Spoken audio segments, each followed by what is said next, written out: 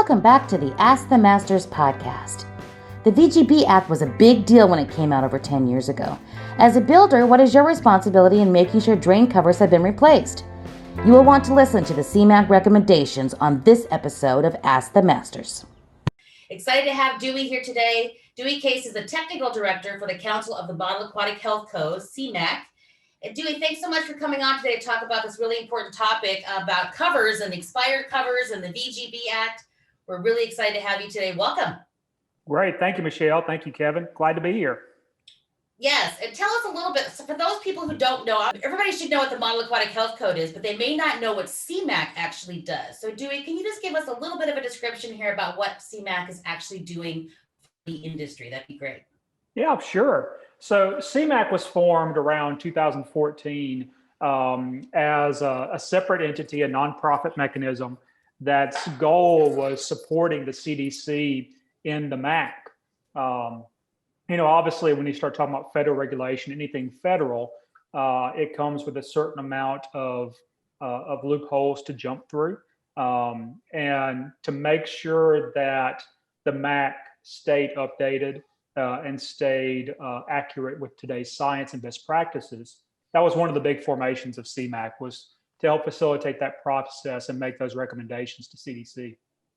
Very good. Yes. It's a very important association. We'll talk about membership at the end of this, because if you're not a member of CMAC, I would highly recommend that you become a member. It's not expensive. We'll talk about that at the end, but it's a way to help support the federal regulation side and to support the CDC and what they're trying to accomplish. So really today, we wanted to talk about the VGB Act and really about the covers, because even though this happened quite a few years ago, 10 or 11 years ago now, we want to talk about the covers and, the expiration of covers and replacement of covers. I'm not sure anybody's talking about that. So can you give us a brief update of really what happened with VGB and what happened back in 2009 when it was implemented, how that was important for the swimming pool industry? Sure. Well, the Virginia Graham-Baker Act, named after the granddaughter rather, of James Baker, who was, I believe it was President Bush's, H.W. Bush's, one of his cabinet members, right? Right. So his granddaughter was the victim of a suction entrapment. And so after that, in conjunction with Debbie Wasserman Schultz out of Florida and a couple of other officials, the Virginia Graham-Baker Act was born, right? So the big thing with this act, and it was revolutionary, and it definitely was controversial, and it definitely caused a lot of ripples throughout the industry. But basically, this whole act is designed around protecting suction entrapments. Even before this act, we have heard of individuals, especially in smaller wading pool type pools, that had very, very horrible injuries from getting sucked to drain covers. For a long time, lifeguards were recommended carry a pocket knife, just in case someone's hair got trapped into a drain, right? So after this tragic incident with young Miss Baker, the Consumer Safety Products Commission and others started working together to create this standard that improves safety across the board. It was revolutionary in that it's one of the few federal legislations that cover swimming pools in its entirety. When we look at everything else, we look at OSHA, we look at some of these other things, they're broad across a wide variety of industries. And this one is very, very specific. It's one of the first, if not the first, that's specific to the swimming pool industry. So the other kind of thing that made this revolutionary was that every public and semi-public pool had to conform, and they had a deadline. And so all of these facilities had to effectively go in and update their drain covers, update their design practices. Pools that were in the middle of construction had to be re-engineered for their drain covers. All of these old pools that were built during WPA in the early 50s that had these really, really, what we would consider odd construction practices now, they all had to be retrofitted. And this was a massive, massive impact upon the industry that caused a massive ripple effect. I think it was Motel 6 chain, I believe, in order to be compliant, they just filled in their pools and got rid Right. of the pools. So Which is unfortunate, but yeah, it is. It is. yeah. Yeah. So really interesting stuff that came out of it. Definitely an improvement in aquatic safety, but it certainly caused some ripples. Yes. So the thing too that happened when this all went about, so then we had to wait a period to actually get covers that were in compliance with the act. And they had certain manufacturers that came out with certain covers. And I think there was even a recall of some of those covers and different things that went on. So it was certainly a period where everybody was trying to meet the standard or meet the code. And then, you had the issues with the covers and different things. So that's, I think, important because right now, those folks who implemented these covers or put these covers in or installed them all this time, 10 years ago or whatever it was, what should they be concerned about now? Because I think there's an issue. Are people are they staying on top of the covers, and do they expire? Have they expired and they've never been replaced? Do they keep good records? The model numbers and different things. So could you talk about that? Because I think that's important, Dewey, for service guys and builders. I think, Kevin, you pretty much do backyard pools, I think. Yeah. But I think even backyard pool builders are being compliant with this act. Is that correct? Yes, that's correct. But it brings up a good point because we don't most of the time we don't really have a lot of contact with the client after we leave. So somebody else has got to manage that expectation of when the covers expire and need to be replaced. Right. And so yes, it's very important the pool guys are aware of it as well. So yeah. Can you speak to that, Dewey? What should we be concerned about at this point for those pools that have already had covers installed? Well, the big thing is going to be the replace by date, the expiration date. So in the mad rush to get these covers out and become compliant, what can typically happen, and let me clarify, my frame and my lane, so to speak, is commercial venues, right? Yeah. So recreation, the public pools, semi-public pools, a little bit less with the backyard pools. Right. But as Kevin mentioned, backyard folks are doing this too. Yeah. So in the mad rush, everyone got their drains installed and upgraded, and where it was applicable, they installed vacuum release systems.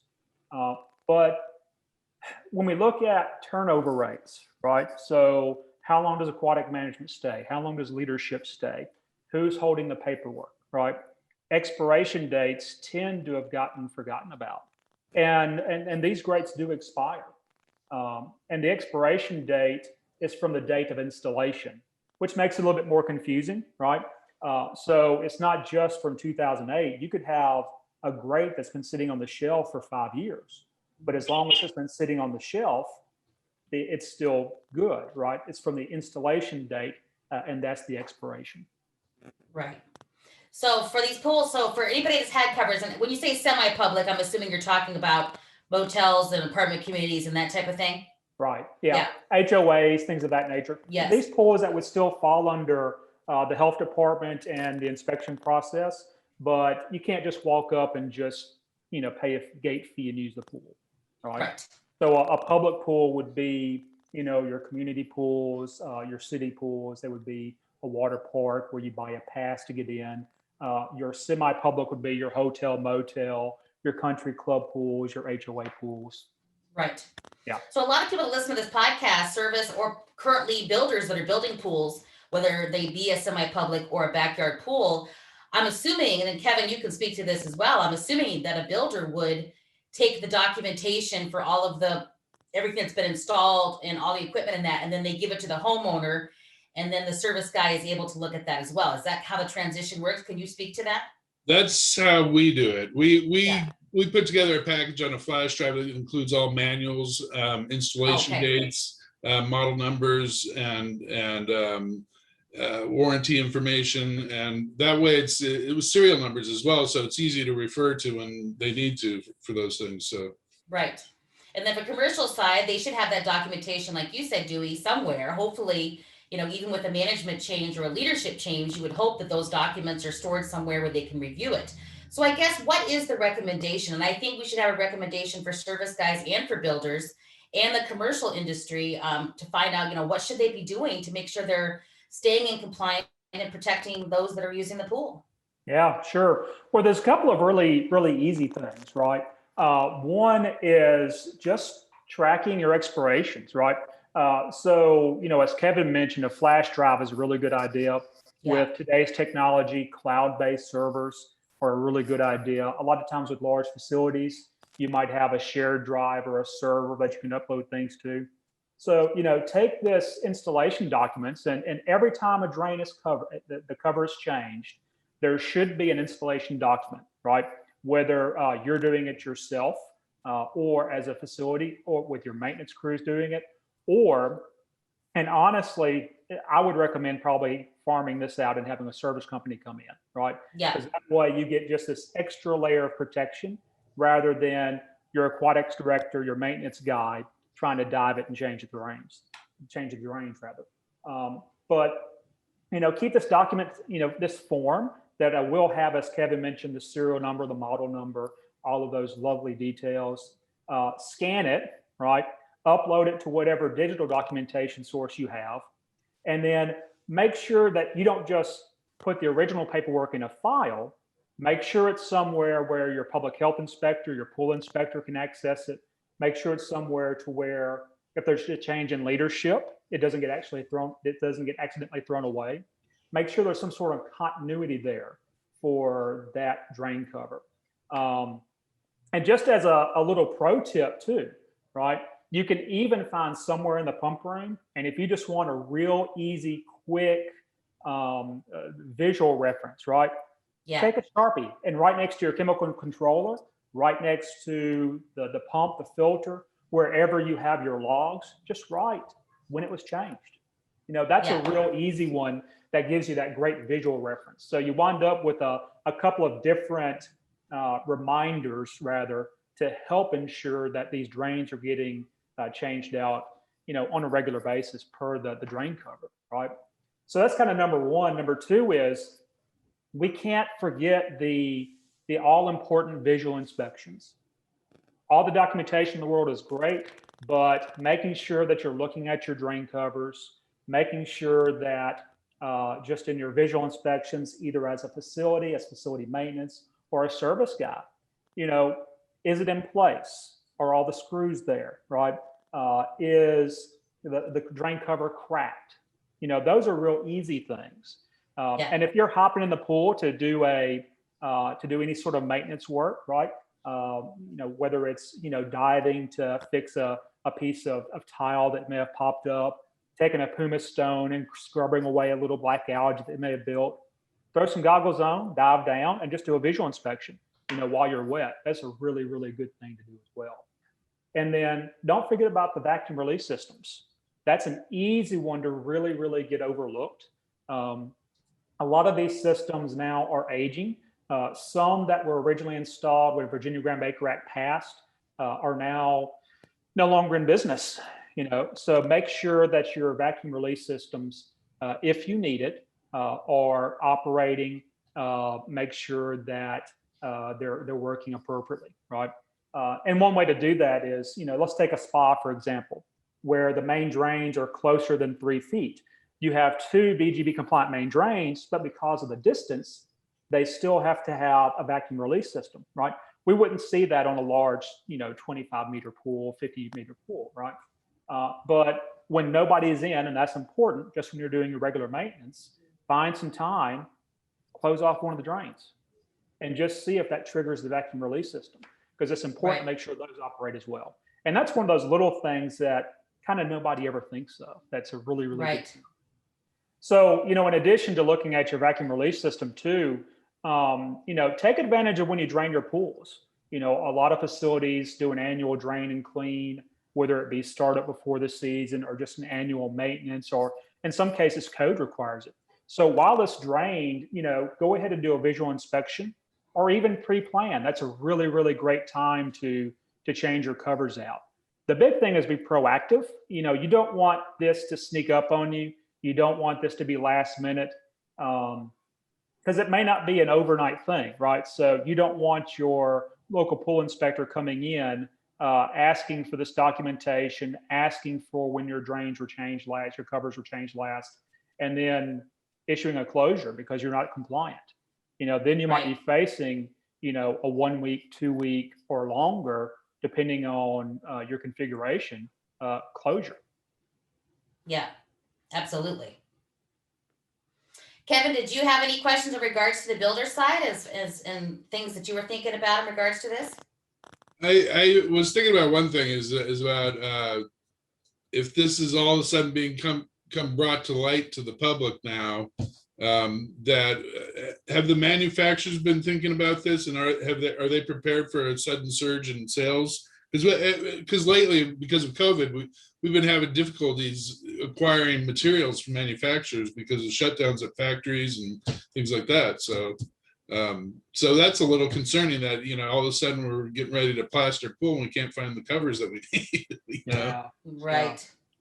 That's an even bigger reason just to be proactive is that, right. The COVID-19 pandemic, it's thrown everything in arrears for manufacturing. And that's, normally I would say, yes, the manufacturers are 100% ready, but we don't know how the pandemic has impacted their supply chain. So even better reason to be 100% proactive, start figuring this thing out now. If you don't have the documentation, right, you can bring someone in to dive the pool, to check the expiration dates, see, and all that fun stuff. But at the end of the day, even on the drain covers, it just says replace by. So if you don't know that date that you were installed, be proactive, change it. Right. The grand scheme of things for swimming pools, these are not the most expensive things you're going to buy unless you have to have a custom manufactured drain. Most pools can use off-the-shelf parts. When in doubt, change it. And then correctly document and then move forward to where you're on the ball with that, with code compliance. Do you think the manufacturers have been communicating with the folks that bought these covers to let them know when they expire, or is that not something they're doing? Do you know? It's really not something they're doing per se, Okay. Mainly because, and let me say this, right? The manufacturers are good about trying to put out information to educate the communities and educate the end user and the facilities, right? But what happens a lot of time is you have a manufacturer that they build the covers, but then it's ordered through a third party, right? Your local pool company your pool guy may order it from his supplier, who may be 2 or 3 links down the chain from the manufacturer. So it's just really impractical for manufacturers to keep track of every facility. It's really, that falls under the facility itself ultimately. But, this is where, the service professional can really set themselves apart from everyone else, and coming in and saying, you know what, we're a top-notch crew. We're going to document this for you. We have it, and we'll keep you updated when it needs to be changed. So it's a really good place where service companies can just shine in how they maintain, their pools and their contracts. Yeah. So part of that Absolutely. to me too is not just a matter of checking the date that's stamped on the cover, but also verifying GPM that it's rated for. Those covers are designed to have a specific line velocity, and that's something Virginia Graham Baker law is not just about covers and dual drains or unblockable drains, but it's also about the velocity of the water, the gallons per minute going through that drain. The compliance is a huge part of that. So going back and verifying that it was done right, going back and verifying, well, did it have a 1 horsepower pump and somebody replaced it with a 2, or did somebody put a variable speed and what is it set at? So going back, really don't just 2 screws and change the cover. Look at the whole system. This is a great time to revisit the entire job and make sure it was done right to begin with and that it's still right now. Right. And just following up on what Dave said, one thing that kind of snuck in there is Virginia Graham Baker has been updated, I think in 2017 for APSP 16. And, now it's no longer just changing the cover, right? So the cover that you used to have originally that you purchased in 08, 09, if you haven't changed it yet, or even one that you changed in 14, it may not be appropriate now with some of the new design specs. So even more important, just, to make sure we're proactive in what we're doing and make sure that we're getting steps ahead versus last minute. Absolutely. So do we? Go ahead. Is there any requirement? Sorry, Kevin. Just real quick while we're on this topic, though, is there any? Do you know of any requirements? Do we have to go back to the health department and reapply for permits when we change these covers back out? Are they going to want to look at it again, or is that just each individual health department? We need to know how they handle it. Yeah, that's going to be an individual health thing. And that's where, make friends with your health inspector. A lot of times there gets to be such a, I say a lot of times, it may not be quite that extravagant or that over the top, but in some cases, I'll say, there are times where we wind up with this awful argument or disruption, disagreement, or just this butting heads, right? With the health department, the health inspector, and the facility and the service company, right? This is where friendships, relationships absolutely matter, right? You need to know your pool inspector. You need to talk with them. They need to be in your back pocket as far as a phone call away, and to where, you can keep them in the loop on things. And you're right, Dave, in that every health department in every state, every locality could be different. So some may require permits, others don't. Some have really, really detailed code like Florida and Texas. Some have very, very minimal code. So, and also pursuant to what you were talking about there, Dewey, throw in a shameless plug, we did a great podcast a few months ago with Lauren Broom on exactly the topic you talked about, developing a relationship with health inspectors and the importance of viewing them as an ally and somebody who wants the same thing we want, not to develop that adversarial relationship that's kind of easy to do sometimes. Yeah, absolutely. And, this is kind of off topic for Virginia Graham Baker, but, just on that with health inspectors, work to be the guy, work to be the company, work to be the woman that the health inspector calls when they have a question. Work to be that asset. If you know your stuff as a service professional, as a maintenance guy, as a facility operator, work to be that resource for them too, to where they can call up the Daves and the Kevins of the world and say, hey, I got this question, right? And everybody benefits from that. Agreed. Yep. Hey, you had mentioned earlier about the specs of the sumps have changed recently. And generally, we always go by the rule of thumb of the depth has got to be 1.5 times the pipe diameter that's that's feeding. Did that change at all and get more stringent, or that's still pretty much the same parameters? I think it's pretty well still a good rule of thumb. I'd have to go back and really look at the technical detail. Right. That kind of escapes me a little bit. But I think where the problem becomes is, that may be a good rule of thumb and that may have been appropriate prior to 2017, but does that work with every pump, every sump, every cover? That may be the difference. You may have that rule of thumb met, but it still doesn't work, because Dave mentioned a pump change, or just some of the new flow characteristics when you compare this sump with that sump. Yeah. Yeah. If they want to go up, go ahead, Dave. I'm sorry.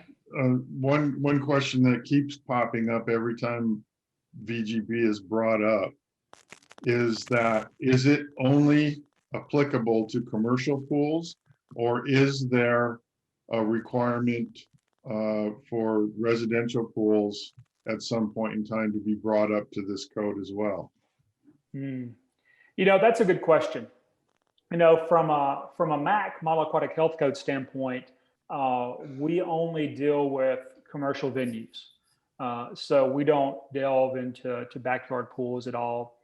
I know when you look at the ICC and the International Swimming Pool and Spa Code, I know they may have some information that may be applicable to backyard pools.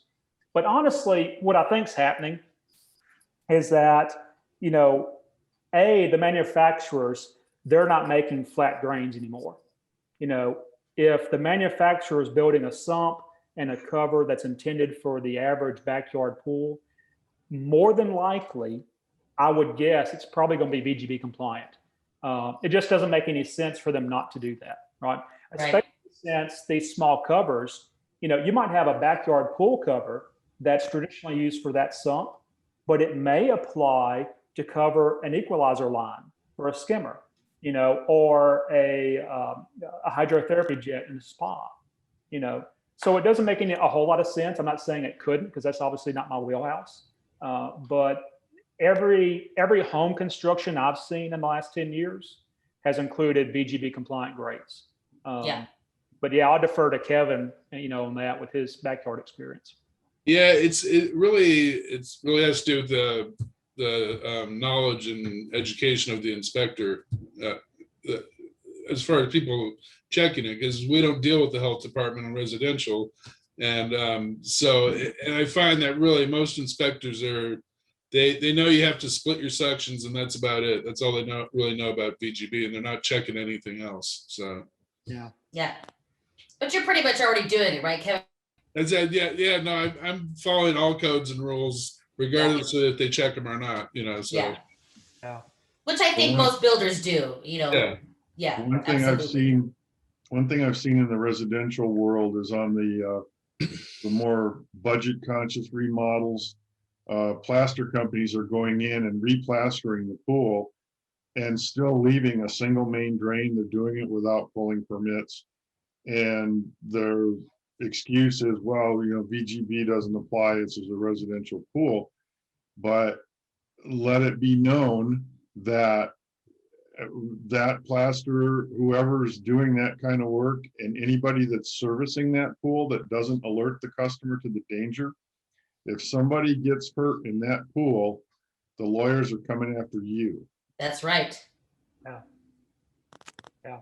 And when somebody's kid gets hurt, they're not messing around. So, you're liable for sure. And I just saw, I don't know, it was a Pool and Spa News, I believe. There's an article about a contractor back in Connecticut who is facing serious criminal charges because somebody was injured in one of his pools. Yeah.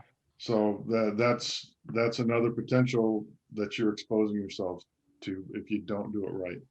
Yeah. And just kind of speaking to the service guys, the service companies out there, even though it may not be required per se in backyard pools, reach out, or not reach out, but reach up, right? Try to hold yourself and your customers to the absolute highest standards. Yes. Not only will that increase the safety for the homeowner, it'll also reduce your exposure for litigation. But, just coming to where it matters, which is the pocketbook, right? If you're building your pools, these backyard pools, and you're holding the absolute highest standards, and you're building excellent pools, what better marketing? Word of mouth is worth much more than any print, any billboard. And if you're building these pools and you know your stuff, and that homeowner, that client knows that you know their stuff, there's your marketing. You can't, that's free marketing that you cannot beat. And it's a surefire way to make sure that you're successful, even in hard times. Yes, agreed, 100%. Yeah. I was going to say too, is that I've had clients who might complain about too many drain covers, or they want to change something that goes against VGB. for aesthetic value, and I simply just direct them to the Wikipedia page on Virginia Graham Baker, and they can read all about it, and it changes people's mind instantly about what it costs. So yeah. And with the backyard pool, right, with that homeowner, let's say they don't want to go through the financial impact of adding that second drain, that second sump, consider a vacuum release system. That may not be the end all be all, but it's certainly a heck of an improvement over a single drain with no vacuum release. Right. Yeah, absolutely. Yeah. So I think to sum up, Dewey, can we just talk again about the call to action is no matter, depending on who it is in the industry. So for builders, I guess for me, Kevin, and you can, maybe I'm wrong here, but it seems like for builders, like you said, once you finish building the pool, you're turning it over and all the manuals and everything to the homeowner. So is there a way for builders to do you guys send emails or do you send letters to the homeowners of the pools you built to just to say, hey, make sure that you're checking your cover, or is that something builders wouldn't do? I guess what would be the call to action for builders is my question. Right. I don't know. I mean, it depends. I mean, I have a handful of clients that I keep in touch with, and they, when they have issues, they call me up, and for those people, I have a constant, not really constant, but I talk to them at least once or twice a year, maybe. So it's like, but sending a letter out seems like a good idea because you have the address of the people that you built pools for, right, Kevin? Yeah. Sending out a letter, maybe, Yeah, I suppose it'd be a good thing to set up that's automated too, or if possible, like a reminder notice. So, but that's something I'm going to consider though. Yeah, just not maybe, I don't know, maybe somebody has a better idea, but I think for backyard builders especially, that'd be a way for you to communicate with the homeowner again and say, hey, just want to make sure that, it's safe in your backyard and this is what we're doing, I don't know, maybe that's just a thought. Yeah, they might be at that point too, they might be ready for a replaster. So it's like, yes. Yes, exactly. Good idea. And then once they're notified, then the goal then is for them to pull up their records. Like you said, they should have an installation certificate. Is that what you were saying, Dewey, or something? Yes. To say when it expires. And if they can't find that, then they need to have somebody dive the pool and look at the date on the cover itself. Is that correct? Well, yeah, and honestly, if you don't know, you just need to change. Because again, you're not going to have a specific date stamped on the cover. It's going to be replaced by. So replace within 7 years of installation. So without that documentation, you don't know. So at that point, you change it. You just change it. You change it. So then they can hire somebody to come in and change it. Correct. And if they don't have a service company already servicing their pool, my guess is they do. But if they don't, they can contact a service company and find someone to do that for them and take care of it. Yep, absolutely. Absolutely. And for the service guys, Dave, what are we recommending for the service guys? I'm assuming we're recommending that the backyard pool service guys, and then we'll talk about the commercial side, but they need to go and check and talk to the homeowner. If they don't have those documents themselves, they need to find the documents and make sure the same thing, right? Well, hopefully a full service company who really wants to be professional is doing due diligence when they take over an account. It's a great time to look at everything around that pool that could injure people in the house and cause liability for you. Check the self-closing latches on the gates, measure the pool, know your gallonage, know your flow rate. There's ways to measure that. This is all information you need to service the pool properly anyway. But then get down there, either jump in the pool and look, or put a waterproof camera on the end of a pole and get down there and look at the drain covers. But do a thorough examination of all of that on the pool. Your homeowner is going to respect your professionalism. You may even be able to charge for the inspection because it's detailed enough and it's worth their while. But if nothing else, you're going to have a loyal client, and you are going to know that you've got a pool that's safe and that you don't have to worry about incurring liability. Nice. Yep, absolutely. And then go ahead, Dave. Dewey.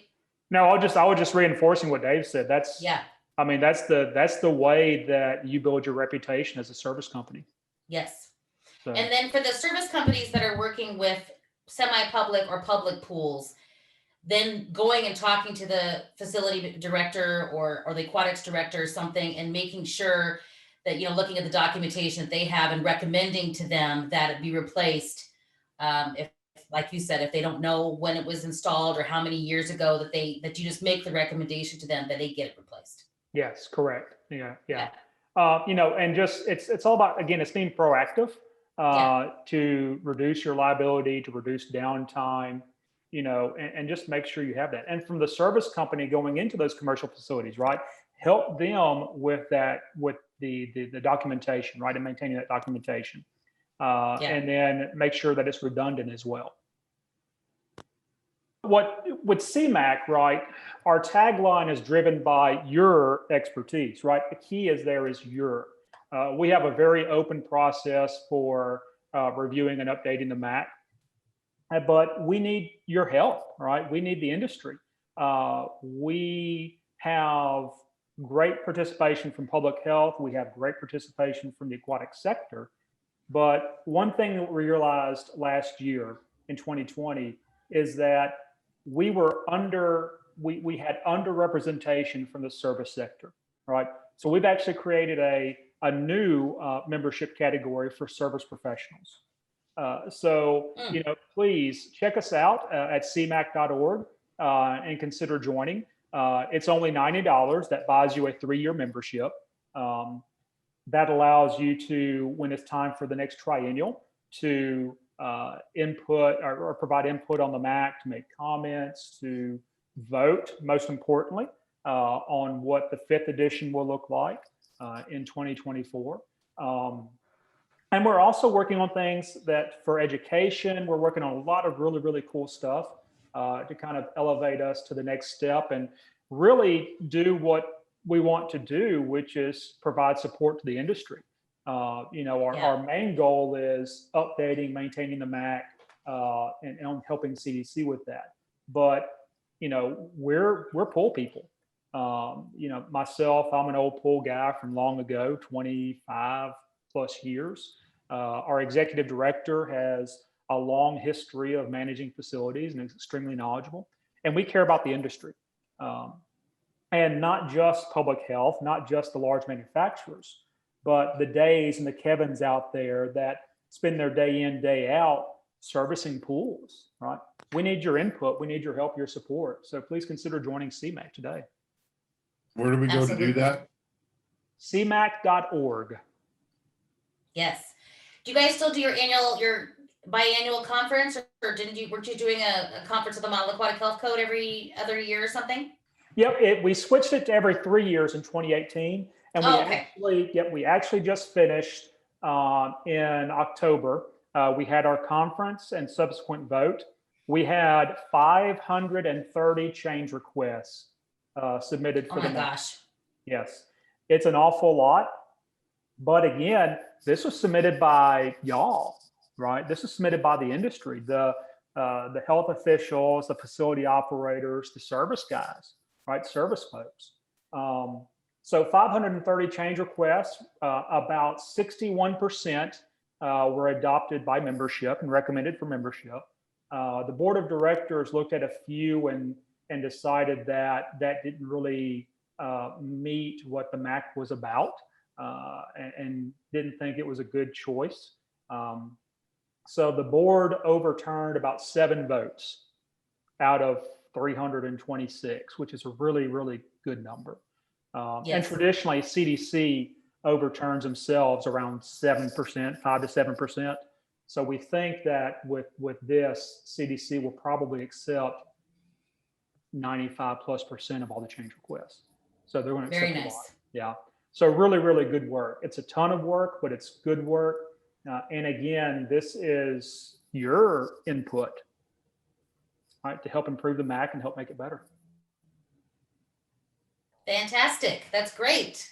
Thanks so much, Dewey, for coming on today. I think this is a really important topic, and I think anything we can do to make people safer in their pools and in their backyard environments or when they go to a commercial facility is so important. And we, like I said, if we do it together as a team, making sure that these these covers are replaced. And then, like Dave said, really checking everything to making sure that it was done correctly the first time, because it was really pushed through quickly at the time, and people were confused. And there were certain manufacturers trying to get covers out, and then like I said before, there was some recalled covers. So there's a lot of confusion at that time. So let's go back and make sure that everything was done correctly. And if you want to learn more about what the CMAC does, you can go to cmac.org and learn about becoming a member, or just find out what they're doing for the swimming pool industry. Dewey, thank you so much for coming on. We truly appreciate it. Thanks for trying to keep us all safer and away from litigation and all those types of things you guys are doing for us. We appreciate it. Yeah, thank you, Michelle. Thank you, Kevin, Dave. Pleasure to be here. Thanks, Thank Dewey. you. Thank you all.